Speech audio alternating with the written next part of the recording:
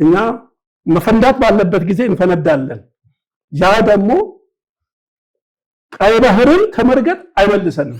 ፕሬዝዳንት ኢሳያስ ሺህ ጊዜ ያስቡበት፣ ካቢኔዎቻቸው ሺህ ጊዜ ያስቡበት። ተራ ጥያቄ አይደለም። ሰንደቅ ዓላማችንን ጀልባዎቻችን እዛ ለማስፈር ነው። እኛ እንጀራችን፣ ስንዴያችን፣ አበባዎቻችን፣ ንግዳችን እዛ እንዲሆን ስለምንፈልግ ነው። ምንም ይሁን ምን ኢትዮጵያን ህዝብ እዛ ድረስ አታደርሱም። አሁንም እንወዳቸዋለን። ኢሳያስ፣ ካቢኔያቸው፣ ልጆቻቸው፣ ሚስቶቻቸው በእነሱ ላይ እምላለሁ። እውነት ለመናገር ነው። አደብ ግዙ። ለምንናል ኢትዮጵያ እንደ ህዝብ ይሄ የአንድ መሪ ጥያቄ አይደለም። የ135 ሚሊዮን ኢትዮጵያ ህዝብ ጥያቄ ነው። እኛ ቆርጠናል። ጠቅላይ ሚኒስትር አብይ ቀጥለውታል። አምነንበታል። ማንዴት አላቸው ሊመሩ ሊያስተካክሉን፣ አሁንም ሁለተኛ ባለድል ሊያደርጉ። ስለዚህ ይሄንን ህዝባችን በሙሉ ተቀብሎ ሆይ ብሎ ተነስቷል።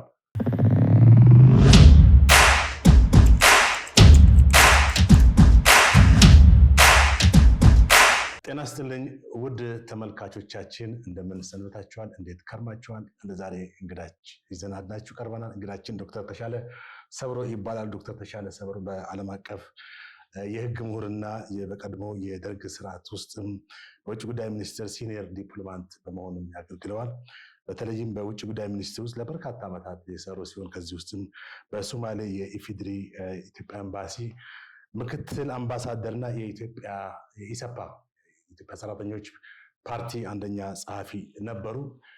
በኢህአዴግ ስርዓት ውስጥ ደግሞ ወደ ሀገራቸው ለረጅም ጊዜ በአሜሪካ ኖረዋል። ከዛ ወደ ሀገር ቤት ተመለሰው የኢትዮጵያ ራዕይ ፓርቲ ኢራፓን መስራች እና የፓርቲው ፕሬዝዳንት በመሆንም በፖለቲካ ውስጥ በጣም ንቁ ተሳትፎ እንደነበራቸው ይታወቃል። አሁንም ከተቃዋሚ ፖለቲካ ራሳቸውን ቢያገሉም በኢትዮጵያ ፖለቲካ ውስጥ ዳር ሆነው በጣም ትልቅ ተሳትፎ እያደረጉ ነው። በተለያዩ ሚዲያዎችም ጠንካራ እና በሳል የሆኑ ሀሳቦችን በመስጠት ይታወቃሉ። እንኳን በሰላም መጡ ዶክተር ተሻለ ሰብሮ። አመሰግናለሁ ወንድሜ አቶ ጥላሁን እና እንደዚሁም የተገኘሁበት ስቱዲዮ ኢትዮጵያንም አመሰግናለሁ ለትብብራቸው። ኦኬ መልካም። እንግዲህ ውድ ተመልካቾቻችን ከዶክተር ተሻለ ሰብሮ ጋር የተለያዩ አገራዊ ፖለቲካ፣ ማህበራዊ ጉዳዮችን እያነሳን ሰፊ ውይይት እናደርጋለን። እሳቸውም እናነሳላቸው ጥያቄዎች እንግዲህ ማብራሪያ ይሰጡናል ማለት ነው። በድጋሚ እንኳን በደህና መጡ ዶክተር ተሻለ ሰብሮ። እስቲ ከጥያቄያችንን ከዚህ በሰሞኑ እንግዲህ በኢትዮጵያ ውስጥ ለረጅም ጊዜ ወደ 14 ዓመት ሁሉም ትኩረት ሰጥቶ ማለትም የኢትዮጵያውያን አይንና ጆሮ ሆኖ የነበረው ታላቁ ህዳሴ ግድብ ባለፈው ጳጉሜ 2 ተመርቋል። ጳጉሜ 3 በታላቅ ድምቀት ተመርቋል። ለኢትዮጵያውያንም አዲስ ድል ነው ወይንም ትልቅ ድል ነው። በተለይ 2018 የገባንበት ዓመት ይህን ድል በመጀመሪያ ዓመት ያገኘንበት ነው። እንደ ተቃዋሚ ፖለቲካ ፓርቲ ወይም እንደ አንድ ፖለቲከኛ እንዴት አዩት ይህን ታላቁ ህዳሴ ግድብን ምርቃት? አንደኛ ከሁሉ አስቀድሜ ፈጣሪዬን እግዚአብሔርን አመሰግናለሁኝ። ምክንያቱም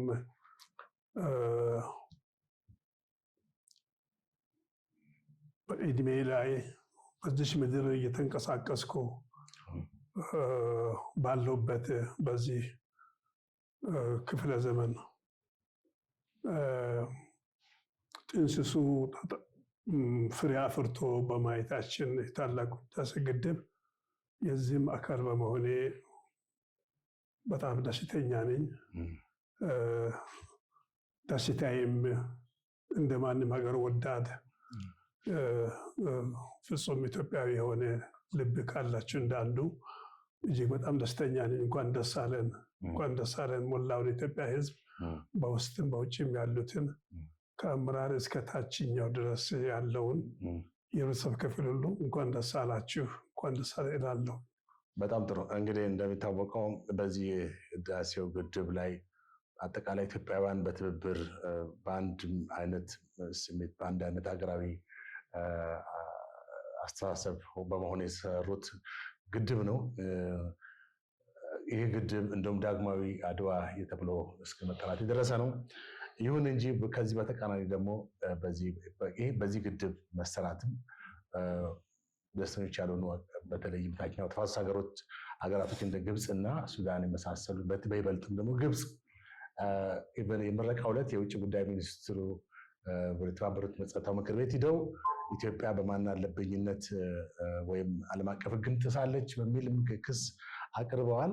እና እርስዎ እንግዲህ የውጭ ጉዳይ ሚኒስትር ውስጥ በጣም ረጅም ዓመት እንደመቆየቶ የውጭ ጉዳይ መስሪያ ቤትን በጣም ጠንቅቀው የሚያውቁ እንደመሆኑ በደርግ ጊዜ ትልቅ ሲኒየር ዲፕሎማት እንደመሆኑ ከዚህ በኋላ ኢትዮጵያ ማለት አሁን ግድቡ አለቀ ብለን የምንቆይበት አርፈን የምንቀመጥበት አይደለም። ግብፅ ኢትዮጵያን በተለያዩ መንገድ ማለት የማዳከም ማለትም በውስጥ ቅራኔ መፍጠርና የተለያዩ ጫናዎችን በዓለም አቀፍ ደረጃ ጫናዎችን በመፍጠር ታወቃለች። ኢትዮጵያ በውጭ ጉዳይ ምን ማድረግ አለባት እና ምን ፖሊሲ መከተል አለባት ብለው ይላሉ? ስለ ቀጣዩ ከማስቀመጤ ቀጥታ ጥያቄን ከመመለሴ በፊት አንድ ማክለው መንደርደሪያ የሚሆን ነገር የሚገርም ነው። የታላቁ ህዳሴ ግድብ ጥንስሱ ተጀመረው በጃንሆይ ነው። በቅርብ ርቀት ብንነሳ ያ ማለት በ20ኛው ክፍለ ዘመን የተጀመረ ጥንስስ ነው። ተጠናቆ አሁን ለትግበራ የምስራችን መቃመስ የተጀመረበት ደግሞ በ21ኛው ክፍለ ዘመን የመጀመሪያው ሩብ ዓመታት ላይ ነን የምንገኘው። እንግዲህ ተመልከት፣ በ20ኛው ክፍለ ዘመን የተጀመረው በ21ኛው ክፍለ ዘመን መጠናቀቁ የጊዜው እርዝመት የቱንም ያህል ቢራዘም የተራዘመ ቢመስልም ነገር ግን የማታ ማታ ግን የኢትዮጵያ ልጆች ድል በድል ሆነናል። በጣም ለዚህ ይህን የሚመዝን ወይም ይህን የሚመጥን ወይም በአንድ ሚዛን የሚቀመጥ ደስታ የለንም። የታላቁ ህዳሴ ግድብ ኃይል ማመንጨቱ አይደለም ትልቁ ነገር ለኛ። እሱ እርግጥ ነው የመጀመሪያው ግባችን ነው። ለኢኮኖሚያችን ትልቅ ምርታን የሚፈጥር ነው፣ ትልቅ ጉልበት ነው። ነገር ግን እንደ ብሔራዊ ኩራታችን ነው ትልቁ ነገር። ከምንድን ነው መጀመሪያ ኢትዮጵያውያን ማን ነበር፣ ማነን፣ ብንስ እየሆን ነው፣ ወዴት እየሄድን ነው የሚለውን የኢትዮጵያዊ ማንነታችን፣ ኩራታችን፣ ህልውናችን ላይ ትልቅ አሻራ የጣለ ተራ የድንጋይ ወይም የአርማታ ክምር አይደለም። ይሄ ትርጉም ያለው ነው። ኢትዮጵያዊነት ትርጉም ያለው ነው። ከምንም በላይ ነው። ለኛ ክብራችን ነው፣ የአሸናፊነታችን ነው፣ ስኬታችን ነው፣ አልበገር ባይነታችን ነው፣ ቅንነታችን ነው፣ ጀግንነታችን ነው። አንድ ቃል ሁሌም አነሳለሁኝ። ፓትሪዮቲዝም የሚባል በእንግሊዝኛ ቋንቋ ማለት እንጃ በአማርኛ እንደዛው ሊገባን ላይችል ይሆናል። ፓትሪዮቲዝም በቃ መሰጠት ነው። የመጨረሻ አርበኝነት ነው። ስለዚህ ይሄ የፓትሪዮቲዝማችን ዋናው ማረጋገጫ ማህተማችን ነው። እጅግ ባለብዙ ፈርጅ ድሎች ናቸው። በጣም ብዙ መዘርዘር ማስቀመጥ ይቻላል። የዚህን ጠቀሜታ፣ የዚህን የበላይነት፣ የዚህን የድል ምንነት፣ የታላቅነትን ብዙ ማስቀመጥ ይቻላል። ስለዚህ እኛ ትናንት ትልቅ ነበር፣ በተለያዩ በጦር ሜዳዎች ሁሉ ትልቅ ነበር፣ ራስን በመከላከል ነፃነታችንን በማስጠበቅ። ዛሬ ደግሞ አሁንም የኛ የሆነውን ጊዜ ይውሰድ ይፍጅብን እንጂ የኛ ያልሆነውን አንፈልግም፣ የኛ የሆነውን ግን አንለቅም እስከ መጨረሻው፣ ምንም ነገር ምንም ይሁን። ስለዚህ ይሄ አለኝታችን ነው፣ ኢትዮጵያዊነታችን ማለት ነው። ታላቅ ታላቅ የምስራች ነው። ይህ ግድብ ከምንም በላይ ነውና ይህ ማለት ኢትዮጵያ ማለት ታላቁ የህዳሴ ግድብ እንደማለት ነው። ያ ግድብ ማለት ኢትዮጵያ እንደማለታችን ነው። ስለዚህ ይሄንን አጠናክረን ይሄንን በሚገባ ረግጠነው ይዘነዋል። ከምንም በላይ ነው። ትልቁ ነገር የዚህ ትልቅ የሚያሰኘኝ ደግሞ እንደገባኝ ምክንያቱም በነገራችን እኔ ወደ 7 ጊዜ ጉባኤ ረግጫለሁ። ያው የታላቁ ህዳሴ ግድብ ህዝባዊ ተሳትፎ አስተባባሪ ብሔራዊ ኮሚቴ አባል ነበርኩኝ ለ7 ዓመታት በላይ እስከ ጊዜ ድረስ። ስለዚህ በዛ መድረክ ውስጥ በጣም እድለኛ ነኝ። አስተያየት ሰጥቻለሁ፣ ተከራክሬበታለሁ፣ አማራጭ ሀሳቦችን ሰርዝሬ አውቃለሁ። ቁጭቴንና ቅንነቴን በሚገባ ገልጫለሁ። በተሳትፎ ላይ ሄጄ መጎብኘት ብቻ ሳይሆን እዛም ቢሆን በሚገባ አበረታች አቋም በማንጸባረቅ በፓርቲ ስም እንደ አባል ይህን ሁሉ ሙከራዎች ተደርገዋል። ስለዚህ አሻራዬ እዛ ውስጥ እንዳለ አውቃለሁ። እንደ አንድ ኢትዮጵያዊ ተራ ኢትዮጵያዊ ወንድም ሰው ያም ያኮራኛል። እኔ በጣም እድለኛ ነኝ የዛም አካል በመሆኔ። አሁን ደግሞ በዚህ ባለፈው ሳምንት መመረቁ ከድልም በላይ ድል ነው፣ ከሐሴት በላይ ሐሴት ነው። ኢትዮጵያ ልትኮራበት ይገባል በልጆቿ። በ20ኛው ክፍለ ዘመን ተጀመረ። በ21ኛው ክፍለ ዘመን መጀመሪያዎቹ ሩብ ዓመታት ላይ ተጠናቋል ማለት ነው። ያ ማለት አሁን ኢትዮጵያ አይበገሬ ነች።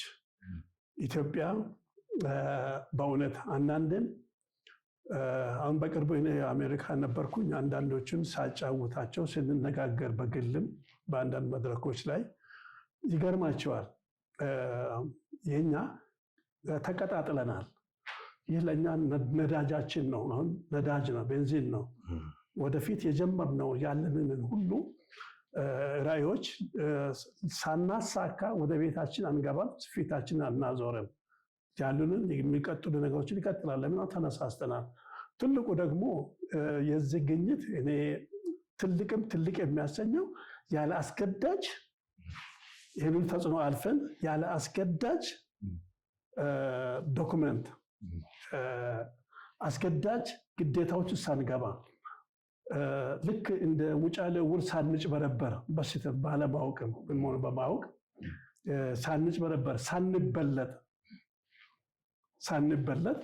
ሳንጭበረበር ቀጥ ብለን ታግሰን አንድነታችንን ጠብቀን ባሪያዎች ሆነን ይቻላልን ተሸክመን አርግዘን ወልደን ዛሬ ላይ ደርሰናል። ስለዚህ ልዩ የሚያደርገው ያለ ልዩ አስገዳጅ ሰነድ ራሳችንን ችለን ተወጥተነዋል ማለት ነው።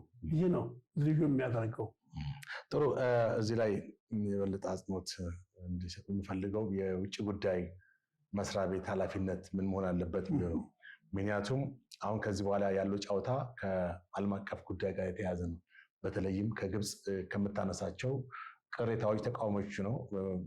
ቅድም እንዳልኩት ግብፅ በኢትዮጵያ በተናጠል ውሃው የጋራችን ሆኖ እያለ በተናጠል የሰራችው ግድብ ነው በሚል ክስ አቅርባለች። በጣም ከባድ ቅሬታ ከመጀመሪያው ጀምሮ ስታነሳ እንደነበር ይታወቃል። አሁንም ግድቡ ተጠናቆም በዓለም አቀፍ ደረጃ ክሷን ቀጥላለች። የውጭ ጉዳይ ሚኒስትር እርሱ ምክንያቱም የውጭ ጉዳይ መስሪያ ቤት ውስጥ ረጅም ዓመት በዲፕሎማሲ ሰርተዋል።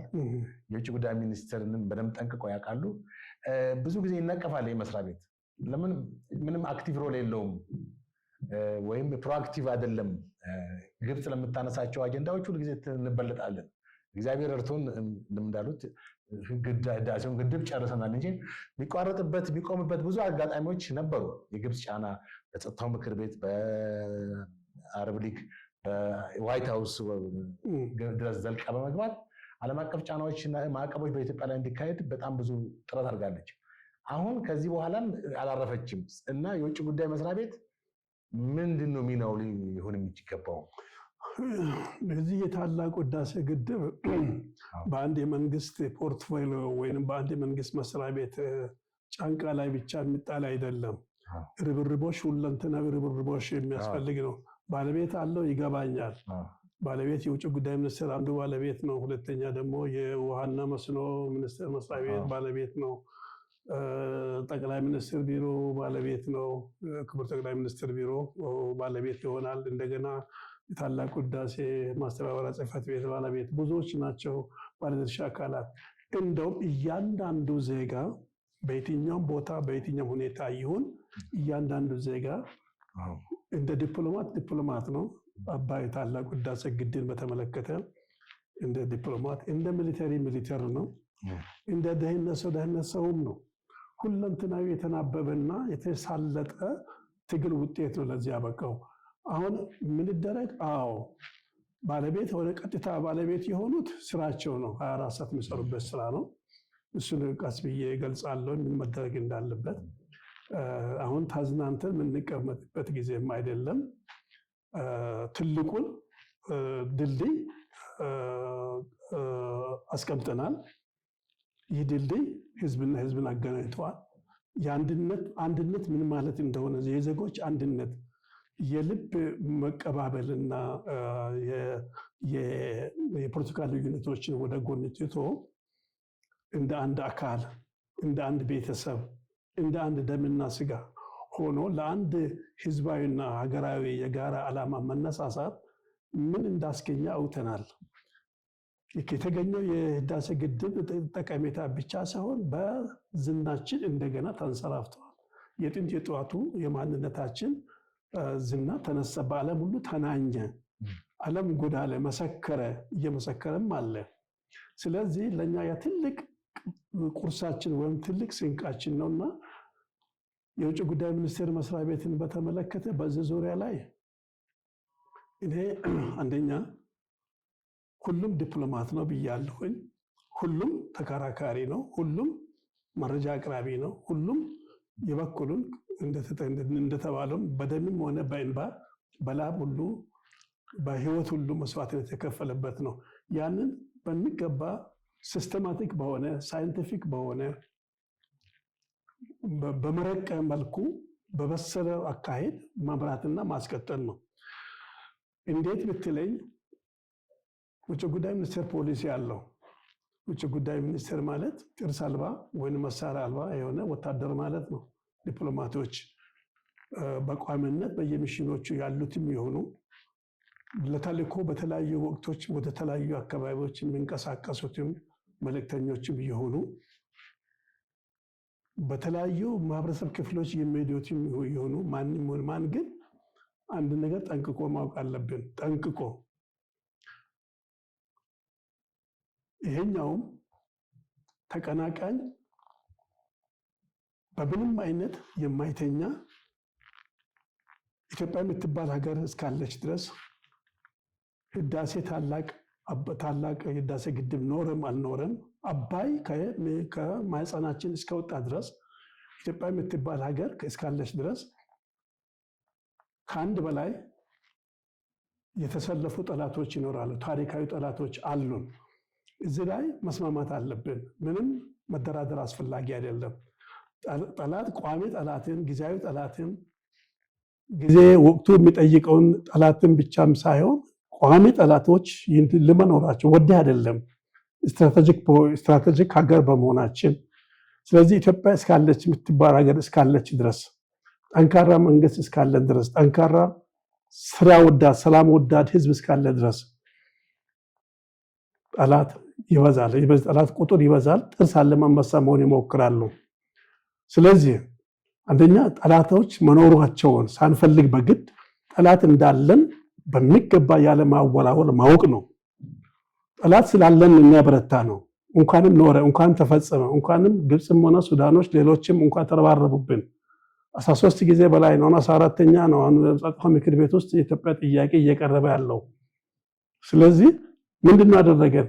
ልፍስፍሶች መሆን አልቻልንም። ጠላት ስላለን ስላወቅን አለንተኛ አንችልማ፣ እንጠፋለና እንወድማለና። ስለዚህ እንኳንም ኖረ ያለውን እኛ ወደ መልካም እንቀይራለን። ወደ ጀግንነታችን፣ ወደ ብሔራዊ አርበኝነታችን፣ ወደ ባለራዕይነታችን ራሳችን እንቀይራለን። አሸናፊም እንሆናለን። ለምን? የፍትህና የጽድቅ ትግል የምናካሄደው። ስለዚህ መደረግ ያለበት አሁን ማንም ይሁን ማን ይሄ ጉዳይ ያገባናል የሚል ተደራዳሪዎች ይሁኑ ተወካዮች ይሁኑ ግለሰቦች ይሁኑ ዲያስፖራ ይሁን የትም ሴት ወንድ ይሁን መጠንቀቅ ያለበት እንደ አይኑ ብለህ ነገር ማስቀጠል ያለበትን በምንም አይነት ማኖ እንዳንነካ ወይንም ማኖ እንዳስነኩ በተለያዩ ተጽዕኖዎችና ፎርማቶች ማኖ እንዳስነኩን ትልቅ ጥንቃቄ መደረግ ያለበት እስካሁን ያለነው ማኖ ሊያስነኩን የነበረው ከዋሽንግተንም ከሌላም አካባቢ በወዳጆቻችን በተለያዩ መንገዶች የሞከሩት በከበባ በጦር መሳሪያ በምን ሁሉ በፖለቲካ በዲፕሎማሲ ያሉ ከበባን ሁሉ አልፈን እዚህ ከደረስ አሁንም ተጋግሎ ይቀጥላል እንጂ ተንኮላቸው ይቀጣይናት ይኖራል እንጂ ስለማይቀመጡ አሁን የበለጠ ብርቶች ሆነን ተነሳሽነትን ስላገኘን ማኖ ልንነካ አይገባም የትኛውም ውል አሁን ታላቁ ህዳሴ ግድብ እኔ በሚሳኤል ይመታል የሚል እምነት የለኝም ካላበዱ በስተቀር ያ ከሆነ ግን ራሳቸው የሚኖሩት በመስተዋት ቤት ስለሆነ ያውቁታል ብዬ አስባለሁ ራሳቸው በመስተዋት ቤት ነው የሚኖሩት ስለዚህ መስተዋትን ቢመቱብን መስተዋታቸው ይመታል በዚህም ሆነ በዛ አይቀሬ ነው ስለዚህ መጠፋፋት ነው እሱ አይጠቅምም ግን እኛን ሊመጡብን የሚችሉት በሌላ ነገር ነው በአባይ አንድ የሆነ በሌላ በኩል ለምሳሌ ወይ በቀይ ባህር ጥያቄያችን ይሁን ወዳጆቻችንን በመያዝ ይሁን ወዳጅ መንግስታትንና መሪዎችን በመያዝ ይሁን በእኛ ኢኮኖሚያዊ ጥቅም ይሁን በእኛ ዲፕሎማሲያዊ ጥቅም ይሁን ኢንተረስት ይሁን ይመጡብንና አንድ ቦታ ላይ ማዕዘን ላይ ያስቀምጡናል ኮርነር ያስይዙናል ያ ማለት ለታላቁ ህዳሴ ግድብ መደራደሪያ እንዲሆን ፕሪቴክስ ይፈጥራሉ ይሄን ጥበብን ማወቅ አለብን ስለዚህ ከዚህኛው ማነቆ ለማውጣት ስትል በታላቁ ህዳሴ ግድብ ላይ እንደ መደራደሪያ አጀንዳ አድርጎ ሊያቀርቡብን ስለሚችሉ ወይንም ወደፊት ሊሰሩ በሚችሉ ወንዞቻችን ላይ ሊመጡብን ስለሚችሉ ወይንም በጋራ የማስተዳደር ጥያቄ ላይ ሊመጡብን ስለሚችሉ ወይንም ይሄንን እንሰጣለን ይሄንን ትሰጣለህ በሚል በተለያዩ ምክንያቶች እውነት የሚመስሉ ጠቃሚ የሚመስሉ ግን ሄዶ ጎጂ ሊሆን የሚችሉ የውጫሌ አይነት ውሎች ላይ ትልቁ ትኩረታቸው ይሄ ነው አንዱ ይሄ ነው ሁለተኛ ትኩረት የጀመሩትን እርስ በርስ የማበጣበጥ ነው የተልእኮ ጦርነት ማካሄድ ነው ትልቁ አጀንዳቸው ላይ በሱ ሰክሲድ አድርጓል ብዬ አስባለሁ እርስ በርስ የማበጣበጥ የተልእኮ በእኛው ልጆች እያባሉን እያጋደሉን ዛሬ ከአንድ በላይ አባይ እንገነባ ነበረ ሰላም ቢኖረን እርስ በርስ ባንናቆር ስለዚህ የተልእኮ ያዛቸው እነዚህ ተልእኮ አሸባሪዎችም ሆነ አመፀኞች የራሳችን እኔ ሌሎችን ማለት ዓለም አቀፍ ሽብርተኞችን እሱ ራሱ ላይ ጉሬ ነው ግን እኛው በዛ ደም እያፋሰሰ በእኛው ደም እየመጠጠ ይሄንን የሚቀጥልበት ሁኔታዎች አሉ ግብጽ ይሄ ነው ሁለተኛው ዋናው አጀንዳዋ ይሄ ነው ዋናው አጀንዳዋ ቀላሉ ወጪ የሌለባት እጅግ ሊሚትድ የሆነ ወጪ ነው ልጆቿ አይሞቱባትም መሳሪያ ተኩሳ አያልቅባትም ታከማቻለች በምድረ ባዳዋ ላይ ኃይል አትጨርስም ጉልበት አትጨርስም ቴክኖሎጂ ብዙ አትጠቀምም እኛን ለማጥፋት የምታፍረ በቀላሉ በዶላር ልጆቻችንን ትገዛለች እርስ በርስ ታጋድለናለች ስለዚህ ደካማ ህዝብ ደካማ መንግስት የለሽ የሆነ ህዝብ እንድንሆን ነው ከሞኝ ደጃፍ ሞፈር ይቆረጣል ይሉ ዘንድ እንደሱ ያረጋች ያለ ነው ይሄ ትልቁ የጀመረ አጀንዳ ዘላቂ ይሆን ይችላል አሁንም ዛሬ እስከ መጨረሻ ሊቀጥል ይችላል ስለዚህ የኢትዮጵያ ዲፕሎማሲ መሆን ያለበት ዋነኛው በየትኛው ኔጎሺዬሽን ወይ ድርድሮች ላይ ድርድር መቀጠሉ አይቀርም ይሆናል ያስፈልጋል አንዳንድ የዓለም አቀፍ ሲስተሞችን አሰራሮችን ህጎችን ሊያስገድዱን ይችላሉ ነገር ግን በምንም አይነት በእነሱ ጥበብ የተሞላበት ተበልጠን ጎጂ ሰነድ ላይ አረፍተ ነገር ላይ ቃላት ላይ ፍርማችንን ማህተማችንን ማስቀመጥ እንደ ኢትዮጵያ ማድረግ አንችልም ይሄ ትልቅ ጥበብ የሚያስፈልግ ነው ትልቅ ጥንቃቄ ያስፈልጋል በሩጫ ምንም ነገር ሊሆን አይችልም ምክንያቱም እኛ ዛሬ ነፃ የሆነው ምንም አስገዳጅ ውል አለመፈረማችን ነፃ ነን በቃ በራሳችን ሰራን የራሳችን ነው ነፃ ነን አስገዳጅ ውል የለንም አሁን ሊደረግ ያለበት በምንም አይነት የተለያዩ ወገኖቻችንን ወዳጅ መንግስታትን ወዳጅ መሪዎችን እያዙ ሊያስፈራሩን ይሄን ሰጥተህ ይሄን ውሰድ ሰጥቶ መውሰድ አይነቶች ነገሮች ሊኖሩ ስለሚችሉ እጅግ ጥንቃቄ መደረግ አለበት። ብንሞት ይሻላል። ሁለተኛ አስገዳጅ በሚመስል መልኩ ሊጎዳ በሚመስል መልኩ ከዓለም አቀፍ ህግጋት ውጪ የሆነ ነገሮች ውስጥ በተንኮልና በጥበብ ልንበለጥ በፍጹም አይቀርም። ሁለተኛ ከዚህ በኋላ ግብፅና ሱዳን ይጠይቁን እንጂ ይለምኑን እንጂ ይከተሉን እንጂ አጀንዳ በሰጡን መስመር እኛ እነሱን ልንከተል አይገባም። ምክንያቱም እኛ ተበልጠናል። የራሳችንን በራሳችን ሰርተን ይዘናል። እኛ በእነሱ አጀንዳ ውስጥ መፍሰስ የለብንም በምንም አይነት። ይሄ ክብራችንን ጠብቀን ህዝብ እንደ ህዝብ ይዘን መሪ እንደ መሪ ሆኖ እኛ የነሱን አጀንዳ ማቀጣጠል ሳይሆን የኛን አጀንዳ ቢፈልጉ ይቀበሉ፣ የኛን መደራደር ሐሳብ ይቀበሉ። ድርድራችን ሁሉ ከጠንካራ ጎን በምክንያታዊነት በፍትሃዊነት ላይ የተመሰረተ መሆን አለበት ነው። ስለዚህ አርበኝነት በጣም ወሳኝ ነው። ሶስተኛና ለጊዜው መጨረሻ የሚለው በዚህ ዙሪያ ላይ በጣም የሚገርም ነገር ነው። እኛ ግብፅን በፍቅር ማሸነፍ ከቻል ሱዳንን በፍቅር ማሸነፍ በዲፕሎማሲያዊ ቲዮሪ ሌላ መንገድ አለ አይተዋል። አሁን ይሄ ግብፅ ባትኖር እነዚህ ሽብርተኞች አይኖሩም። የግብፅ እጅ ባይኖር ግብፅ ከኛ ጋር የሆነ ፍትሃዊ ድርድር አድርገን ሰላማዊ አትሞስፌር አንጻራዊ የሆነ ሰላም መቼም ከግብፅ ጋር እድሜ ልክ ሰላም አስተማማኝ ሰላም ይፈጠራል ብዬ አላምንም። ምክንያቱም አንድና አንድ ነው። ኢትዮጵያን የበላይነት አትፈልግም። ኢትዮጵያን በአካባቢ በአፍሪካ ቀንድ ላይ ታላቅ ህዝብ ታላቅ መሪ ተጽዕኖ ፈጣሪ ለቀጠናዊ ትስስርና ልማት የሚሰራ መንግስት አትፈልግም ግብፅ። ይሄ ከአባይ ጥቅም ውጪ ያለ ሌላ ፍላጎቷ ነው። እሷ ብቻ የበላይ ዲክቴተር ሆና የመኖር የምትፈልገው ልክ አረብ ሊግን እንደምትቀሰቅስ ሁሉ እንደምትመራ ሁሉ ኢትዮጵያንም አፍንጫዋን ይዛ ልታንቀሳቅስ ልክ አፍሪካዊ በአፍሪካ ቅኝ ግዛት እንዲኖር የምትፈልግ ህልም ነው ያላት ካይሮ። ይሄንን አንቀበልም።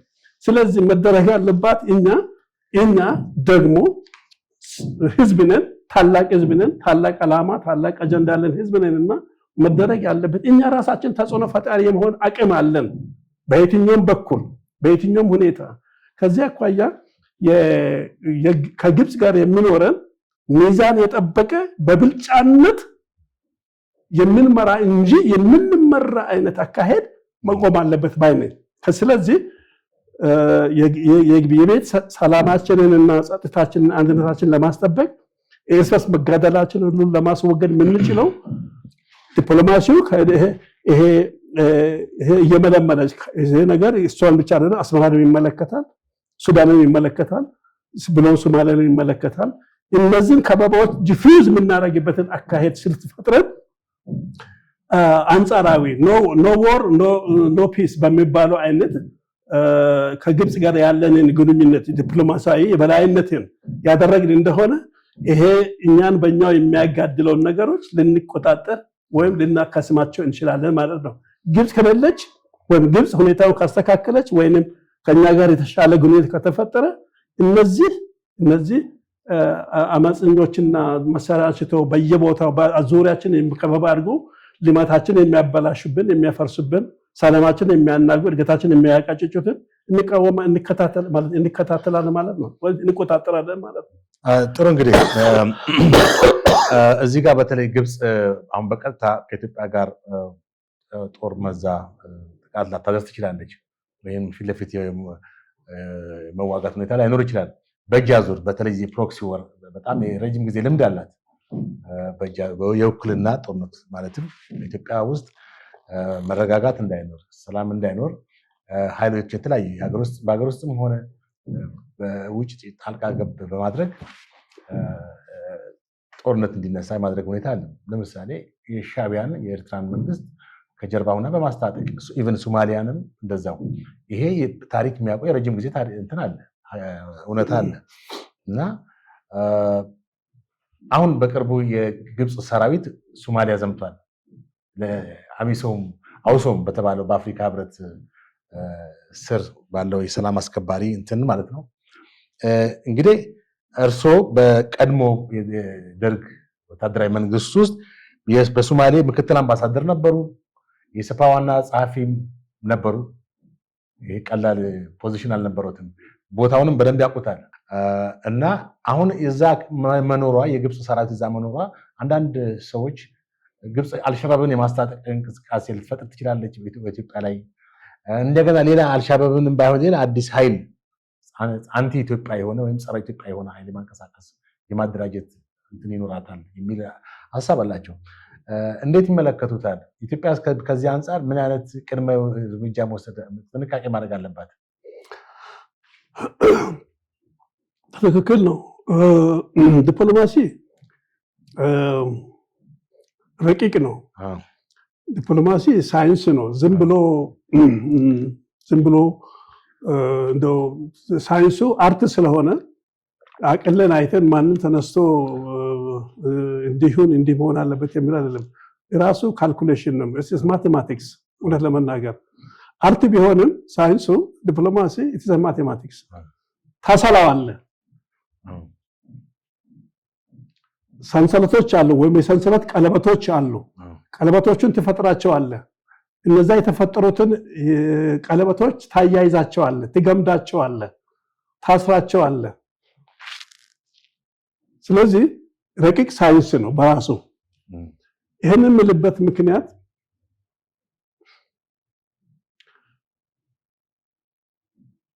ዙሪያ ያሉትን 24 ሰዓት የምትሰራው እኛን የኢትዮጵያን ሕዝብና መንግስት ማዳከም ነው። አዳክማ መለያየት ነው፣ መከፋፈል ነው። የተከፋፈለ ሕዝብና የተከፋፈለ መንግስት አቅም የለውም፣ ራዕይ የለውም። በዚህ አይነት የበላይነትን ትቀዳጃለች ማለት ነው። ሌላው ሙከራዋ ደግሞ ጎረቤት አገሮች ላይ የምታደርጋቸው ከበባ ነው። 24 ሰዓት ትሰራለች፣ ገንዘብ ታፈሳለች።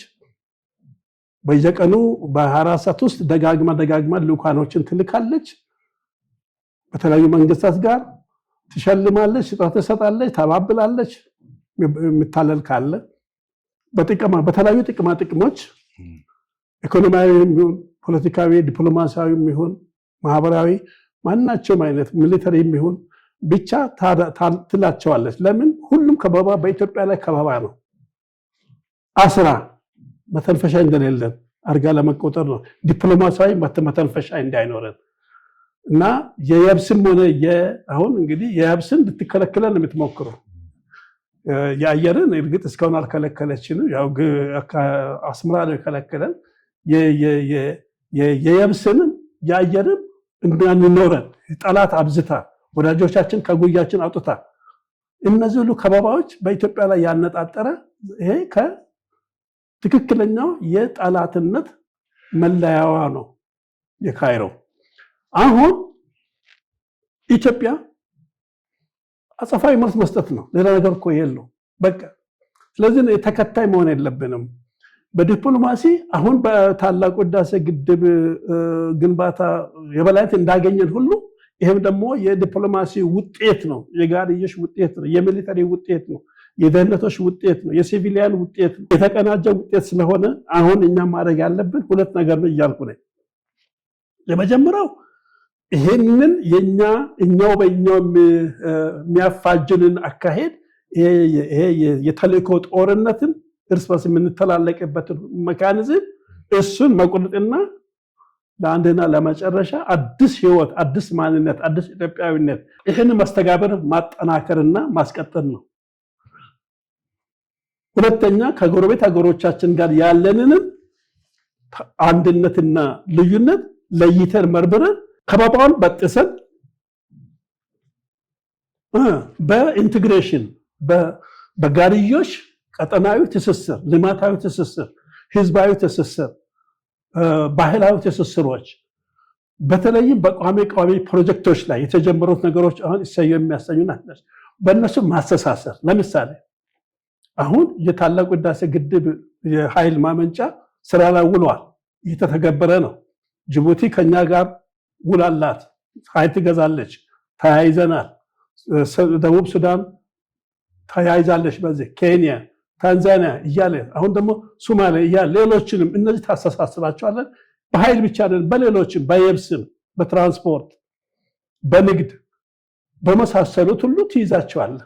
ይሄ ደግሞ የሚገርምን ይሄ ሰርቷል። አሁን በትላንትናው ዕለት በምረቃው ጊዜ የተነገረ አይተናል። በዋዜማው ላይ ተንፈራፈረች ግብፅ፣ ተንፈራፈረች ደጋግማ ያላከችላቸው ልኡካን ያላክላቸው በበዓሉ ላይ እንዳይገኙ ይሄን እውቅና እንዳይሰጡ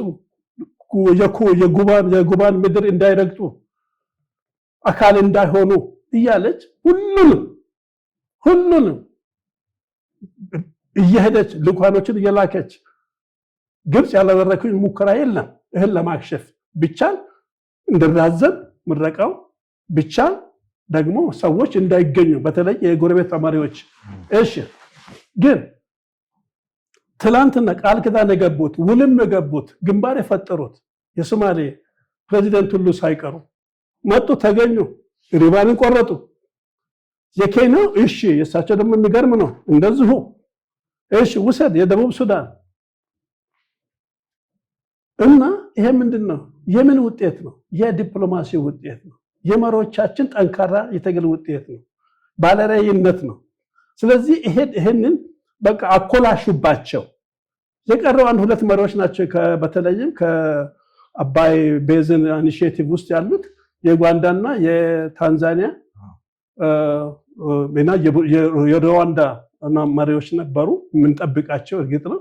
እነሱም ለጊዜ ግልጽ ባልሆነልኝ መንገድ ሊመጡልኝ አልቻሉም። ቢመጡ እሰየው። ነገር ግን ነገ ይመሰክራሉ። ባሉበት ሆነው እየመሰከሩ ናቸው። ኦልሬዲ ሙሴቬኒ ደጋግሞ ነግረዋል፣ ደጋግሞ ይናገራል፣ ሰፖርት አድርገዋል። ስለዚህ ምንድነው ይሄ ትልቁ ስራ? ያንን እግር በእግር እየሄድክ ዲፊውዝ ማድረግ ነው። እግር በእግር ቀድሞ መገኘት ነው። ቀድሞ ወንበር መያዝ ነው። ቀድሞ ድምጽ ማሰባሰብ ነው። ተከታይ ወይንም ተከላካይ ብቻ መሆን የለብንም። ኢትዮጵያ ዲፕሎማሲ እውነት ነው፣ ከተከላካይነት ወደ አጥቂነት መሄድ አለበት። ይሄ እውነት ማምነው ነገር ነው። ከተከላካይነት ወደ አጥቂነት በየትኛው መድረክ ይሆን፣ በተለይ ግብፅንና ጎረቤት ሀገሮችን በተመለከተ ከተከላካይነት ወደ አጥቂነት የምንሄደው ይሄ ነው አንቱታን የሚያተርፈን። ይሄ አንቱታን ያተርፍልናል ብዬ አስባለሁ። ከዚያ አኳያ ደግሞ ጀምረናል። የኛ ዲፕሎማሲ የኛ አመራር ቀላል አይደለም። ቀላል ሚሽን፣ ቀላል ግምት አይደለም። እውነት እንነጋገር ከተባለ በእውነት ነው በጣም ከፈጣሪ እርዳታ ጋር ከእግዚአብሔር ጋር የታከለ ስኬት ነው እንጂ እንደ ጠላቶቻችን አበዛዝ፣ እንደ ጠላቶቻችን ጥንካሬ፣ እንደ ጠላቶቻችን ግፊት፣ ተጽዕኖ፣ ፈተና ቢሆን ምንወጣ አይደለም። በሰውኛ አእምሮ ቢሆን ግን ይሄ ምንድነው? በቃ እዚህ ላይ ነው ኢትዮጵያዊነት የተለየ ነው። ምንለየ ይሄ ነው። እዚህ ላይ ነው ልዩ ሆንበት። መከራን እንቋቋመዋለን፣ መከራን እንወጣዋለን በድል አድራጊነት። ከዚህ አኳያ እኛ ልዩ የሚያደርገን ይሄ ዝም ብሎ የአድዋ ስፒሪት ምንለው ተራ ስፒሪት አይደለም። ኢትዮጵያዊነት ከደማችን ጋር ነው። ይሄንን ብዙ ሃይማኖቶችም ይቀበሉታል። መጽሐፍ ቅዱስ ነገር ይቀበላል። በእውነት ኢትዮጵያን አለመንካት ነው። ስለዚህ በውናችን ደማችን ህዋሳታችን ላይ ያለ ማንነታችን ስለሆነ እኛ ተከላካይነት አይደለም፣ በመከላከል ባለበት እንከላከል። ነገር ግን አጥቂዎች ነን ለሰላሙ፣ ለፍትህ፣ ለጋራ ተጠቃሚነት የራሳችን ላለማስነካት እንጂ የነሱ ጉዳይ አስፈጻሚዎች መሆን አንችልም። እኛ ትልቅና ታላቅ ህዝብ ነን። ታላቅ መሪ አለን፣ ታላቅ ራዕይ አለን እና ታላቅ ህዝብ አለን። አዲስ ትውልድ እየገባው ነው። አሁን እየገባው ነው። ለምን ምጨበጥ ምዳሰስ ነገሮች እየታዩ ናቸው። ከወሬ በላይ ነው፣ ከቃላት በላይ ነው፣ ከዲስኩር በላይ ነው። ስለዚህ ይሄንን ኢትዮጵያዊ የጀግንነት ሜንታሊቲ ማቀጣጠል ብቻ ነው ያለብን። ጥሩ። እንግዲህ ሌላው ደግሞ ከዚህ ጋር በተያያዘ ኢትዮጵያ ከቅርብ ጊዜ ወዲህ የባህር በር ጥያቄ በጣም ጎልቶ ፍላጎቷ በጣም ጎልቶ የተደመጠ ነው። በተለይም ጠቅላይ ሚኒስትሩ የኢትዮጵያ ያለ ባህር በር መኖር አትችልም እስከ ማለት ደርሰዋል። በሌላ በኩል ባህር በር ከጠየቅን እንግዲህ የአሰብ ወደብ ነው ወደ ሁሉም ሰው አእምሮ ይመጣ። ቅርባችንም ያለው የኛም የነበረው በታሪክ እንግዲህ ብዙ የተወራለት ነገር ነው እና ከዚህ ጋር በተያያዘ ደግሞ በቀይ ባህር የመጠቀም ኢንተረስታችን ጎልቶ እየተደመጠ ነው። ከሲቪል አስተዳደሮች ብቻም ሳይሆን ከመከላከያው አመራሮች ከኢታማዦር ሹም ጀምሮ የተለያዩ ወታደራዊ ጀነራሎች እየተናገሩ ነው። እንግዲህ አሁን ባለው ሁኔታ ባለው ተጨባጭ ሁኔታ እንዴት ነው ልናገኝ የሚችለው? የቀይ በተለይ የዚህ አሰብ ወደብን አስመልክቶ ኢትዮጵያ ለምታነሳው ጥያቄ በመጥፎ ጎኑ እየታየባት ነው። በኤርትራ በኩል ኤርትራ በተለይ ፕሬዚዳንት ኢሳያስ እና የማስታወቂያ ሚኒስትሩ የማነ ገብረ መስቀል የተባሉት ኢትዮጵያን የጠብጫሪነት ወይም ትንኮሳ እያደረጉ ነው። ኤርትራን ለመውጋት ትንኮሳ ታካሂዳለች ማለት እንቅስቃሴ ያካሄደች ነው እያሉ ነው። በሌላ በኩል ደግሞ ሁለቱ ሀገሮች ወደ ጦርነት የሚሄዱበት አዝማሚያ ከቃላት ጦርነት በዘለለ አሁን ጦርነት ውስጥ ይገባሉ በሚል በሰሜን ኢትዮጵያ ያለውን ከዚህ ከትግራይ ጋር በተያያዘ የሚወራ ብዙ ነገር አለ። እንግዲህ ከቦታው የሚነሳ የተለያዩ መረጃዎች አሉ እና እንዴት ነው ልናገኝ የምንችለው? በዲፕሎማሲያዊ በሰላማዊ መንገድ የምናገኝስ ወይስ ጦርነት ነው አማራጩ? አንድ ጊዜ ዶክተር አብይ እንዲህ ብለው ነበረ። ባህር በር አምና ነው መሰለኝ። ባህር በርን በተመለከተ በእኔ እድሜ ባይሳካልኝ በልጆቻችን እድሜ ይፈጸማል ብለዋል። እኔ ደግሞ በሳምንቱ እንዲሁ በሌላ መድረክ ላይ የለም ዶክተር አብይ በእርሶ ዘመን በእርሶ እድሜ በአጭር ጊዜ ይሆናል ብያለሁ። ለማለት አይደለም ያልኩት ስለገባኝም ነው። በእኛ እድሜ በሳቸው እድሜ ስልጣን ላይ ባሉ እድሜ የታገሉትን ያመጡትን ራዕይ ይተገብሩታል፣ ያዩታል፣ ጥርጥር የለውም። እንዴት ይገኛል ምናው ነገር ነው። ቅድም ያልኩት እኔ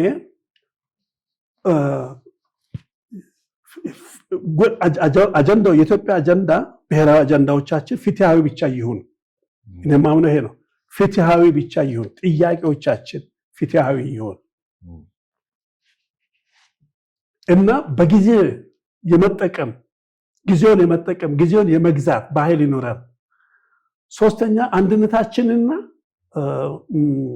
መግባባትን እንጀራችን ማድረግ ነው። እነዚህ ሶስት ነገሮች ከተዋህዶ እጅግ ቀላል ነው። ፍትሃዊ ጥያቄ የህዝባችን እና መንግስታችን በዓላማ ላይ የዓላማ ጽናት ጉዳዩ አጀንዳው የጋራ ሆኖ ልክ በታላቁ ህዳሴ ግድብ ጽንስ ሁሉ የተረባረበ ይመስል ዘንድ በዛ ልክ ነው ይሄድ ነው። ስለዚህ ነው አሁን የታላቁ ህዳሴ ግድብ እኔ በምንም አይነት ያህል የ50% እንኳን ተግዳሮት ይገጥማል ብዬ አላስብም። የታላቁ ህዳሴ ግድብ ግንባታ ነው ያህል ከዛ ያነሰ ቻሌንጅ ነው ለኔ የባህር በር ጥያቄያችን። አዎ የአሰብ ጥያቄያችን ከዛ ያነሰ ነው ብዬ አስባለሁ። ማሳነስ አይደለም አጀንዳው። አንደኛ ፍትሃዊ ነው ብያለሁ።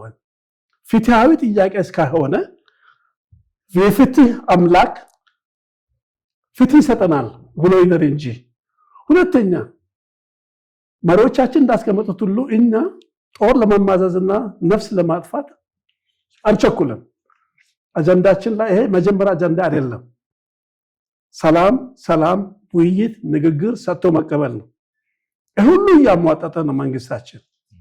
ህዝብም ይሄንን እየጠበቀ ነው፣ እያስታመመ ነው። ተቻክሎን አንድ የመጀመሪያ ጥይት ለመተኮስ የመጀመሪያዎችን ልንሆን አልፈለገምም። ምናልባት በብዙ መልኩ ምናልባት የኃይል ሚዛኑ የሀገራችን ኢትዮጵያችን ሊሆን ይችል ይሆናል። ነገር ግን አብሮ ተጓዳኝ ነገሮችን የምናያቸው ነገሮች አሉ። ኃይልን ለመጠቀም አንሽቀዳደምም፣ አንቻኮልም፣ ያለ እንቅልፍ አናድርም። ያለ እንቅልፍ የሚያሳድረን በሰላማዊና ፍትሃዊ የሆነ የጋራና የእኩልነት ተጠቃሚዎች የሚያደርግ መስመር ላይ 24 ሰዓት መስራት ነው። ያለ እንቅልፍ ማድረግ ለዛ ነው። ይሄ የመንግስታችን ፖሊሲ ነው፣ የህዝባችንም ድጋፍ ነው ብዬ አስባለሁ። ነገር ግን ነገር ግን ምን ጊዜም ቢሆን ከዳር ለማድረስ የሚቻለው በትዕግስት በጥበብ በዲፕሎማሲ በልጥብ ማስተዳደር በመቻል ወዳጅ በማፍራት የዓለምን ኦፒኒየን ወደዚህ ወደ ፍትሃዊ አጀንዳ ዙሪያ ላይ ማቅረብ ማቻል እዛ ላይ ማሰባሰብ መቻል የጠላትን ካምፖች ማሳነስ ወይ ማሳሳት እንደዚህ ካደረክ በሙሉ እነዚህ ሁለገብ ጥረቶችና ተግባራት ለፍሬ ያበቃሉ አንድ ቀን። ኦኬ ኃይል መጠቀም እንዳማራጭ ባንወስድም ዝግጅቱ ግን በምንም አይነት መልኩ ተጠናክሮ ይቀጥል ይገባል። ዝግጅቱ ለምን አንዳንድ ጊዜ ለመልካም ይሆናል። ልክ የግብጽ አምባገነንነት ተጽዕኖ ፈጣሪነት እያሳመመን በሄደ ቁጥር እኛን ሞር መስመራቾቻችን ላይ እንድንመታ መዶሻ እንድንመታ እንድጠብቅ እያደረገን እኛ ለሌላ በቃ ልክ አሁንም ምናልባት የአስመራ ጩኸት ትንኮሳ ብቻም ሳይሆን እንደ ተጋላጭ የሆነ ኦፊሻል የሆነ ጦርነትና ግጭት ውስጥ እንኳን ቢገባ እኛ ይሄንን ወደ እድል ለመቀየር ያለን ቁርጠኝነት በሁለንተናዊ ማንነታችን መዘጋጀት ብቻ ነው። ጦርነት መነሳት ካለበት ከኛ አይደለም። እኛ የጠየቅነው በቃ የፍትሃዊነት ጥያቄ እንደማንሳት ተራ የሆነ ነገር እባካችሁ ነው ሰጥተን እንውሰድ ወይንም በጋራ እናልማ ነው አጭር ቃል። ይሄ ለጦርነት የሚጋብዝ ጥያቄ አይደለም፣ ለልማት ነው፣ የህዝቦች ጋራ ተጠቃሚነት ነው። አዲስ አበባም አስመራም ያንን ለተሞከረው አይነት ቤታችን ይሆን ነው። አስበም ምጽዋም የጋራችን እናርግ ነው። አብረን ሰርተን አብረን ደክመን ጥረን እናልማ ነው። ሰላም ይፍጠር ነው። ከችግርና ከድህነት እንላቀቅ ነው። ይሄ ከተደረገ መጨረሻ ላይ ግን ጦርነት የሚጭር ከሆነ ይሄንን ጸጋ በማለፍ አሁን መፍትሄው የሚሆነው ፊት ፎርታት እንኳን ባናምንበትም የግድ ጥያቄውን ሊመለስ የሚገባው አማራጩ እሱ ከሆነ እሱ ላይ መጠንከር ብቻ ነው ያለብን። ትልቁ ነገር ጦርነት እንዲሆን የማንም ኢትዮጵያዊ በተለይ ኢትዮጵያዊ የሆነ ኤርትራዊም የሆነ ህዝብ ሁለተኛ ዳግመኛ በመድራችን በመስራቅ አፍሪካ ላይ ጦርነት ግጭት ባይኖር ደስ ይለናል። በምንም አይነት በተለይ በኢትዮጵያ ምድራችን ላይ ልጆቻችን ባይሞቱብን ጥሩ ነው። ነገር ግን መሞት ካለብን ደግሞ አሳጥሮ ውጤታማ ለማድረግ አሳጥረ በአጭር ጊዜ ውስጥ ፍሬያማ ለመሆን የምትችልበት መካኒዝም ጥንቃቄ ያስፈልጋል። ዓለም በጥፋራት ከጠበቀው ውጪ ከባልጠበቀው ይወስድሃልና ከማለት አኳያ ይሄ ሊሰራበት ይገባል። ነገር ግን የኛ መቼም ምን ጊዜም አማራጭ ግን አይደለም ደም ማፍሰስ። ስለዚህ እኔ አንድ ተራ ኢትዮጵያዊ ምሁር ፖለቲከኛ እንደ ህግም ሰው እንደ ሰብአዊም ሰው በማስብበት ጊዜ አስመራ ወገኖቻችን እውነት ለመናገር ምንም ማትረፍ አይቻልም ከጦርነት። ታላቁ የህዳሴ ግድብ አይቀሬነት እንደተረጋገጠ ሁሉ የአሰብም ጉዳይ ይረጋገጣል። በዚህም ሆነ በዚያ አይቀሬ ነው። ግን ያንን ቆራጥ የሆነ ቁርጥ ያለ ስሜታችንን ወይም አቋማችንን የህዝባችን አቋም ነው። ይሄ አቋም ነው፣ ቁርጥ ያለ ነው። እናገኛለን፣ እንገለገልበታለን። ግን ከመደፈረሱ በፊት በሰላም እናርግ ነው። ከዚያ አኳያ አይቀሬ ስለሆነ ፕሬዝዳንት ኢሳያስ ልጆቻቸውም ካቢኔያቸውም ህዝቦቻቸውም ሺህ ጊዜ ቢያስቡበት ደስ ይለናል። ፍቅር፣ መከባበር፣ ሰጥቶ መቀበል ወይ በጋራ ማልማት አዋጭ እሱ ብቻ ነው። እና ቆርጠናል። ጠቅላይ ሚኒስትር አብይ ቀጥለውታል፣ አምነንበታል። ማንዴት አላቸው ሊመሩን ሊያስተካክሉን። አሁንም ሁለተኛ ባለድል ሊያደርጉ። ስለዚህ ይሄንን ህዝባችን በሙሉ ተቀብሎ ሆይ ብሎ ተነስቷል። ወራራ አይደለም ይሄ። ፍትህ ጠይቀናል። አረመውጫ አተናም መተንፈስ አተናል። ምን እንሁን? ኦክሲጅን ያስፈልገናል። አፍንጫችን ታስሯል፣ ተሰንጓል እያልን ነው። ስለዚህ ይሄን አልሰፊ ኪሎሜትር 1000 ኪሎሜትር ይዘው ባህር በር ይዘው ምን አለበት ትንሹን ጠብታ ቦታ ትላንት አብረን የነበረውን ምልክቶቻችን ያለውን ህልውናችን ተቀበረበትን ማንነታችን ያለውን ንብረቶቻችን የፈሰሰበትን አሰብን እንኳን ቆንጥረ እንኩ ብትል በጸጋ ብትሰጥ ምን ችግር አለ? ምን አጣኸው? ምን አጣኸው? ኢሳያስ ምን አጣኸው? ምን አጣችሁት? አስመራ ወገኖቻችን ምራኖች የአስመራ ብኖር ዲያስፖራ ያላችሁ ምን አጣችሁ? እኛ እኮ አንዲት የአይን የሚታክል የእንባ ጠብታ የሚታል ቦታ እኮ አጥተን የምንጨኸው ምን አጣችሁ? ፍቀዱ፣ ልቀቁ፣ እንኑር አብረን እንጠቀም፣ በጋራ እንውጣ። ግን ጭስ መውጫ ካሳጣቸውን እንፈጥራለን። ጭስ መውጫ አይቀርም። የታፈና ነገር በአንድ ቦታ ይፈሳል። ድስት በእንፋሎት የሚበስል ድስት ምልክት አለችው። መውጫ ጭስ መውጫ አለችው ድስት ክዳን ላይ። ያቺ ከተዘጋችስ ይፈነዳል። ምንም ይሁን ምን ኢትዮጵያን ህዝብ እዛ ድረስ አታደርሱም። አሁንም እንወዳቸዋለን። ኢሳያስ ካቢናቸው፣ ልጆቻቸው፣ ሚስታቸው በእነሱ ነው እምላለሁ። እውነት ለመናገር ነው። አደብ ግዙ። ለምንናል ኢትዮጵያ እንደ ህዝብ። ይሄ የአንድ መሪ ጥያቄ አይደለም። የ135 ሚሊዮን ኢትዮጵያ ህዝብ ጥያቄ ነው። መውጫ ያስፈልገናል። ትላንትም አብረን ሰርተናል፣ ተጠቅመናል። ዛሬም እንጠቀም። አትከልክሉን፣ አይገባም። ፍትህ አይደለም። ልቀቁ። በሰላም እንጨርስ፣ በድርድር እንጨርስ። ብትፈልጉ ተደራደሩ፣ ባትፈልጉም እንዲሁ ስጡን። ኑ እንደጀመራችሁ ኑ ተገልገሉ በሉን። ምን አለበት? ወዴት እንሄዳለን? የእናንተው ነው፣ የኛም የእናንተ ነው፣ የእናንተም የኛው ነው። ስለዚህ ከግጭትና ከጦርነት አምልጡ። ግን የጦርነት ናፋቂዎች አንሁን። ሁለተኛ የአስመራ ልጆች አይሙቱ፣ የኢትዮጵያ ልጆች አይሙቱብን። ይበቃናል። ስለዚህ እንደው በፈጣሪ ስም እጠይቃለሁ፣ ፕሬዝዳንት ኢሳያስ ሺህ ጊዜ ያስቡበት፣ ካቢኔዎቻቸው ሺህ ጊዜ ያስቡበት። ተራ ጥያቄ አይደለም። ልጆች አስቡበት፣ ሚስቶች አስቡበት፣ ተቆጡ፣ ተነጋገሩ፣ ልቀቁልን እያልኩ ነው ያለሁት። ያለዛ እኛ መፈንዳት ባለበት ጊዜ እንፈነዳለን። ያ ደግሞ ቀይ ባህርን ከመርገጥ አይመልሰንም። እንዳለፈው ጊዜ ጦርነት ጊዜ አይደለም።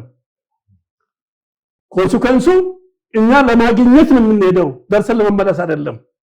እኛ ሰንደቅ ዓላማችንን ጀልባዎቻችን እዛ ለማስፈር ነው። እኛ እንጀራችን፣ ስንዴያችን፣ አበባዎቻችን፣ ንግዳችን እዛ እንዲሆን ስለምንፈልግ ነው። የእናንተን ጥቅም ልንነካባቸው አይደለም። ተጠቀሙ፣ እኛም እንጠቀም፣ በጋራ እናልማ። ያ ካልሆነ ግን እኛ አንቀርም፣ እንረግጣታለን እያልኩ ነው። በጣም ጥሩ ነው። እንግዲህ ዶክተር ተሻለ ሰብሮ ያው በእኛ እድሜ አሰብን እናገኛለን ወይም የባህር በር ይኖርናል በሚል ትልቅ ማብራሪያ ነው የሰጡት። በጣም ደስ ይላል። ኦልሞስት ጥያቄዎችንም እየጨረስኩ ነው። አንድ ሁለት ጥያቄ ነው የሚቀረኝ። ምናልባት ወደ ሀገር ቤት ማለት እስቲ በሀገራችን ማለት ከፖለቲካው አንጻር ባለፉት ዓመት በ2017 በተለይም በፖለቲካው በማህበራዊና በተለያዩ ጉዳዮች የተለያዩ ችግሮችን ነው ያሳለፈን ወደዚህ ዓመት የተሸጋገር ነው እና በ2018 ምን አይነት የፖለቲካ ፊቸርን ጠብቅ የአገሪቷ የፖለቲካ ምህዳር እንዴት ነው ብሎ ያስባሉ ወይም ይጠብቃሉ? ጥሩ። እኔ ኦፕቲሚስት ነኝ። ማለት ነገሮች ለበጎ ይሆናሉ፣ ለበጎ ይቀየራሉ፣ በአስቸጋሪ ሁኔታ ቢሆን ወደ ድል ይቀየራሉ ከሚሉት ውስጥ ከዛ ወገን ነኝ። ያም ደግሞ ሲሆን ሲከናወን አያለሁ። እኛ የምንበታተን ቢሆን ኖሮ ያለፉት 7 ዓመታት ገና ጅማሮ ላይ በዋዜማ በማግስቱ ይሆን ነበረ። በትግራይ ጦርነት ወቅትና በዋዜማም ሆነ በማግስቱ ከዛም በፊት በነበረው ስንት አይነት ስስ ብልት ላይ ቆመን ክር ላይ የቆምን ሰዎች ነበር። አንድ ጸጉር ክር ላይ የቆመች ኢትዮጵያ በምትመስልበት ደረጃ ላይ ነበር። እኔ 100% እርግጠኛ ነኝ አልፈነዋል። አንገታችንን ቀና ማድረግ አለብን። በጣም በእግዚአብሔርና ሁሉም እንደ አምላኩ ሁሉም እንደ እምነቱ እንደ ቤተ እምነቱ በሚያመልከው ሁሉ ሊኮራና ሊያመሰግን ይገባል። እኔ እንደ ክርስቲያን ማንነቴ በእግዚአብሔር አምናለሁ፣ በእግዚአብሔር እመካለሁ፣ እሱንም ሐሴት አደርጋለሁ። ለሆነው ነገር የሆነ ሆኗል። ለመልካም ነው የሆነልን። ጠላት በዛብን፣ ለመልካም አደረገ። እንኳንም ጠላቱ መጣብን። እንዴ ጠላት እንኳን መምጣት ካለበት መምጣት የለበትም አልነበረበትም፣ ግን ካለ ምድር ነውና እንኳንም ሆነ። ለምን መወጣጫውን በጋራ እንድንሆን አንድ አድርጎናል፣ አስተባብሮናል። አንዲት ነገር ከልማት አኳያ ልማቱ ቀጥሏል። ጉርም ፕሮጀክቶች ተቀጣጥለዋል። ዲፕሎማሲው ተጠናክሯል። ደካማ እየመሰለን አይደለም። ደካማ ቢሆን ፍሬው አሳይ ነበረ፣ እንበላ ነበረ። ግን በመናበብ ዲፕሎማሲው ጠንክሯል። ሚሊተሪውስ ጠንክሯል። ጥርስ አንበሳ እየሆነ ሄደዋል። አስተዳደሩስ ጠንክሯል፣ ተበረታተዋል። ልማቱ ተጠናክሯል። የሚዳሰስ የሚጨበጥ እየሆነ ራሱ እየመሰከረ ነው። ከዛስ ዓለም እየመሰከረላት ነው። ዓለም አፍሪካኖች፣ ሚዲያዎች፣ ጋዜጠኞች፣ ሪፖርተሮች፣ መሪዎች ሁሉም እየመሰከሩላት ነው። ይሄ ጠላትን ሁሉ ጠላት ከጎናችን ጋር እየቆመ ነው። አፉን እጁን በአፉ አስዟል። ሁኔታው የኢትዮጵያ ተአምር ነው የሚባለው። ተአምር እንዴ ምን ነው? እንደ መዳብ በእጅ እንዳለ መዳብ ወርቅ እንደ መዳብ መቁጠር የለብንም። ያለንን ማመስገን፣ እሰየው ማድረግ፣ ማበረታታት፣ መቀጠል፣ ተስፋን መጫር፣ መስራት፣ አንድ መሆን፣ መነጋገር፣ በጋራ መፍትሄዎች የመፍትሄ አካል መሆን፣ የችግር ብቻ ሳይሆን የጋራ መፍትሄ ራሳችን መሆን አለብን ነው። ስለዚህ ከዚህ አኳያ እኔ 2018 ብሩህ ዓመት ነው። የመንሰራራት ብቻም አይደለም። አዎ መንሰራራቱ አለ። እኔ እንደም ከዛ በላይ የሄድ ይመስለኛል። እኔ ከዚህ በኋላ ድሮም አልፎ እናገራለሁ። የኢትዮጵያ ኋላ ቀር የሆነች የድሃ የሚባል ቋንቋ አይስማማኝም። መሆኑን እናውቃለን። አዎ ነገር ግን በአፋችን ስለመሰከር ሚዲያ ላይ ወጥተን ስለፈለፉ አይደለም። በስራ ቀይረነዋል። ምን አለበት? ኢትዮጵያ አድጋለች። ኢትዮጵያ አምሮባታል። ራሷን እየቻለች ነው፣ ችላለች፣ ከድህነት ወጥታለች ብንል እንጂ ትላንትን አባቴም እኔም ዛሬ ልጆቼም ያችንኑ ድሃ ሀገር እያን ማውራት መስበክ የለብንም። ራዕይ ይኑረን። አዎ የሚቀራት ነገር አለ። ይሁን የሚቀረው እንሰራለን፣ እንደርስበታለን፣ እናሸንፋለን፣ እንገለብጠዋለን። ችግር እኮ የለውም። ስለዚህ እኔ ይህ አዲሱ ዓመት ከመንሰራራት በላይ ነው። አንዳንድ ቦታ ደግሞ የተስፈነጠረ ነገር አለ ይመስለኛል። አንዳንድ ነገሮች አሁን ወደ 9-7 ፕሮጀክቶች ሂውጅ ፕሮጀክቶች ወይንም ሜጋ ፕሮጀክቶች በመሪዎቻችን አእምሮ ላይ አለ። ለህዝባችን ማሳውቋል። ይሄ ደግሞ ተጀምሮ ያላለቀ ፕሮጀክቶች እንዳልነበር ሁሉ እነዚህም ያልቃሉ በአጭር ዓመታት ውስጥ። ከዛሬ ጀምሮ ይሰራበታል። ምን እያሆነ ግጭቶች እያሉ የተራበ እያለም የተጠማ እያለም ኑሮ ውድነት ቢኖርም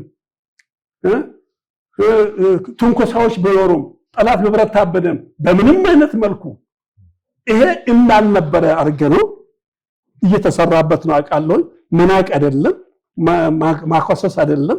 ነገር ግን ከነጭቅቅቱ ከነድክመቶቻችን እኛ ግን እንበረታለን ነው። ወደፊት እንጂ ወደኋላ አናቅም። ቁልቁል አንመለከትም። ምናየው ነገር አለ ባህር ማዶ። እኔ ደግሞ ሌላው ሁልጊዜ የምናገረው አንድ ነገር አለ። ራሳችንን ከተራ ጎረቤቶቻችን ብቻ ወይንም ከራሳችን ብቻ እንለካ። ራሳችንን ኢትዮጵያኖች እኛ ልዩ ነን ብያለሁ። ብዙ ምክንያቶች ተደጋግሞ ይገለጻል። ልዩ ነን። ልዩነታችን እንዴት ነው? አሁን ራሳችንን በራሳችን አንለካ። ራሳችንን በራሳችን በደካማ ጎኖቻችን ብቻ አንለካ። በአንድ በደካማ ሚዛን ላይ ወይም ተመርምሮ ፈተና ባልወጣው ሚዛን ላይ ራሳችን አናስቀምጥ። እኛን ራሳችን ምንለካው ከዓለም ጋር ነው፣ ከሰለጠኑት ህዝብ ጋር ነው፣ ከሰለጠኑት መሪዎች ጋር ነው፣ ከተራማጅ ህዝብ ጋር ነው፣ ከአፍሪካዎች ህዝብ ጋር ነው፣ ከዓለም አቀፍ መድረኮች ጋር ነው። እኛ ራሳችንን መለካት ያለብን፣ ትልቁን መመኘት አለብን። ትልቁን ራዕይ፣ ትልቁን ስኬት፣ ትልቁን አጀንዳ ላይ ማተኮር አለብን። እዙ ብቻ የመንደርተኝነት አይደለም። እሱ የደካሙ እሱን አልፈነዋል። እሱ በቃ ታሪክ ሆኖ ይቅር። ማየት አለብን አሁን ባለራዕዮች ኮንቲኔንታል አህጉር አቀፍ ቀጠናው ብቻ አይደለም፣ አህጉር አቀፍ፣ አፍሪካ አቀፍ፣ ዓለም አቀፍ፣ ቀጠናው አቀፎች እዛ ላይ ነው የኛ ሚና ማየት አለብን። የኛ ድርሻ እዛ ላይ ነው መታየት አለበት። ለዛ ነው መወዳደር አለብን። ለዛ ነው 24 ሰዓት መስራት አለብን። ያ ማለት ቤታችንን አልሰራንም ማለት አይደለም። እኛ ግን ራዕይ ሲባል እዛው ተደበስብሶ የሚቀር አይደለም። የመንደርተኝነት፣ የጎጠኝነት፣ የጎሰኝነት፣ የሃይማኖተኝነት ዝባዝንኪ የምለው እኔ ሃይማኖት መናቂ አይደለም። ያም የእምነት ሰው ነኝ እያልኩት በዛ ወጥመዶች ገብቶ ፍርፋሪ እዛ ላይ መሽከርከር አይደለም። ትልቁ እኛ ትልቁ ህዝብ ነንና ህዝብ የሚገባውን ቦታ መያዝ አለበት። ተራማጅነታችን በዲሞክራሲያዊ ግንባታ፣ በፍትህ፣ በሰብአዊ መብት ጥበቃ፣ በነፃነት፣ በልማት እና በመፈቃቀርና በመከባበር መርህ ላይ ህዝብ እንደ አንድ ህዝብ ሆኖ ይሄንን ታልመን መጀመር አለብን። ስለዚህ የዚህ የጅማሮ አመት አንደኛም ምርጫ ሊመጣ ይችላል፣ አላውቅም። እንደ እቅዱ እንደ ፕላኑ የዘንድሮ የምርጫ አመት ነው። በዚያ አመት መጨረሻ እንደማስበው ይሄ ፖለቲካ ላይ ብዙ መስራት አለብን ይመስለኛል። እዚህ ላይ ዲሞክራሲ ማበብ አለበት፣ ፍትህ ማበብ አለበት፣ ግልጸኝነት፣ አዋጭነት፣ አማራጭነት መኖር አለበት ብዬ አስባለሁ። ከሁሉ በላይ ደግሞ ሰላም። ሶስተኛው ዋናው ደግሞ የሚጠበቀው ዘንድሮ የምርጫ የብሔራዊ መግባባት ሀገራዊ ምክክር መድረክ አለ። እሱም ብዙ ይጠበቃል። እሱም ትልቅ ሌላው እንደ አድዋ ድል የምናስበው ነገር ወይም እንደ ታላቁ ህዳሴ ግድብ የሚጠበቅ ነገር ነው። በእኔ እምነት በጣም ትልቅ ቦታ ሊሰጠው የሚገባ ነው። እድሜ ልኬን የጮኩበት ነው ብሔራዊ መግባባት። ስለዚህ እዛ ላይ መስራት አለብን። እዛ ላይ ጥያቄዎችን ሊመለሱ ይገባል። ቅኖች መሆን ነው። ሀገር ወዳዶች፣ ንጹህ በቃ ዓላማ ተኮሮች አርቀን የምናያቸው ከአባይ ማዶ ከግብፅ ማዶ አሻግረን ማየት አለብን። እኛ ናሽናሊዝም እንዳለ ሆኖ ግን ኢንተርናሽናሊዝም ደረጃ ላይ አሁን ማየት አለብን። በአፍሪካ መድረኮች ላይ የኛ መሪዎች፣ የኛ ልጆች ሴቶችም ወንዶችም ሆኑ ልክ በአትሌቲክስ ስማችን እንደገኖ እንደሚወጣ ሰንደቅ ዓላማችን እንደሚውለበለብ እንደዚህም በተለያዩ ፖለቲካዊም ሆነ ሚሊተሪ ዲፕሎማሲያዊ መድረኮች ሁሉ ኢትዮጵያ ቀዳሚዋን ስፍራ ለማዝ ተግታ መስራት አለ። ቤት ስራው እዚህ ነው ያለው እንጂ እዚህ ልንከስከስ እዚች በዚች በእኛ በአንድ ጠባብ ወጥ ቤት ውስጥ መከሰስ የለብንም። መጋገር አለብን። ቤታችን ነው። ወጥተን የአደባባይ ህዝብ መሆን አለብን። መሪዎች መሆን አለብን። ዛሬ ለምሳሌ መጪ ዓመት ውስጥ ወይም በዚህ ዓመት ላይ በዩናይትድ ኔሽንስ ሴኩሪቲ ካውንስል ውስጥ መቀመጫ አፍሪካ ያስፈልጋል ብትባል አጀንዳ አለ። እሺ ያ ይመለከታል። አፍሪካዊ ነህ፣ ግን ደግሞ ቀዳሚ ቀንደል የነጻነት ቀንደል ያገር ናት። ስለዚህ ከንተ ወይም ከኢትዮጵያዊ የሚቀድም አለ ወይ ብለህ ማሰብ አለብህ፣ መስራት አለብህ። ስለዚህ ብዙ ስራዎች አሉ። በተለያዩ ኢንተርናሽናል ኤንጂኦችም ሆኑ መድረኮችም ሆኑ በአውሮፓም ሆነ በአሜሪካ በምስራቅም ሆነ በሰሜን በደቡብ የኢትዮጵያ ማንነት ገናናነት ጠጥሮ ጠንክሮ መውጣት አለበት። ለዚህ መሰራት አለበት። ለዚህ ይሄ ዓመት ብሩህ ዓመት ብዬ አስባለሁ። በጣም አመሰግናለሁ ዶክተር ተሻለ ሰብሮ ላነሳው ጥያቄ እጅግ ሰፊና በቂ ማብራሪያ ሰጥቶኛል። ከህዳሴው ግድብ ተነስተን የውጭ ዲፕሎማሲያችን ምን መምሰል አለበት፣ እንዲሁም የባህር በር ጥያቄያችን እንዴት ምላሽ ማግኘት አለበት፣ አገራዊ አንድነታችን ተጠናክሮ ወደፊት ሊያስኬድ እንዴት እንደሚችልም በጣም ጥልቀት ያሉ ማብራሪያ ሰጥተውናል። በጣም አመሰግናለሁ። በድጋሚ ውድ ተመልካቾቻችን እንግዲህ ከዶክተር ተሻለ ሰብሮ ጋር ባደረኩት ቃለ ምልልስ በጣም እጅግ ቁም ነገርና ጠቃሚ መረጃዎች እንዳገኛችሁ ተስፋ አደርጋለሁ። ፕሮግራሙን አዘጋጅቼ ያቀረብኩላችሁ ጥላሁን አብዱልኝ። መልካም ቀን ነው።